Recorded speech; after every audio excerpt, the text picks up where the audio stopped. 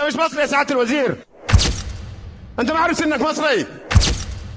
الناس الغلابه ما لاقياش لا حقنه ولا كيلو، ده كيلو اللحمه ب 150 جنيه. لا لا، رايح تخصم من الموظف 200 جنيه و300 جنيه و400 جنيه. ايه ده يا سعاده الرئيس؟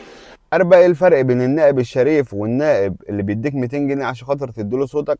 هو ده الفرق النائب الشريف ان هو قاعد بيجيب حقك زي النائب الراجل المحترم، الراجل الخلوق، الراجل الصعيدي اللي قاعد بيتكلم بكل تلقائيه وبكل عفويه وبيقول لك يا سياده الرئيس احنا عايزين حقنا وكيلو اللحمه ب 150. اياكن الفيديو ده قديم ولا جديد مش هتفرق، بس هو ده الفرق بين النائب المحترم الخلوق اللي في مكان يستحقه فعلا، في فرق بين النائب اللي بيديك 200 جنيه او 500 جنيه او كرتون الزيت وسكر عشان خاطر يقعد في المكان الذي لا يستحقه. ومين هو بقى اللي قاعد في المكان الذي لا يستحقه؟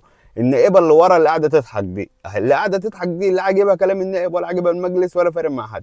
هي بس بتروح كده عشان سلام عليكم ورحمه الله وبركاته عشان خاطر تبقى نايبه، عشان خاطر الحصانه، عشان خاطر الكلام ده. قاعده تضحك على كلام النائب، لا عاجبها النائب ولا عاجبها الجلابيه ولا عاجبها ان هو راجل صعيدي بيتكلم بتلقائيه، مش عاجبها كلامه اصلا. هو بيجيب حق الناس وحق الغلابه، وفعلا راجل شريف وراجل نزيه وراجل محترم.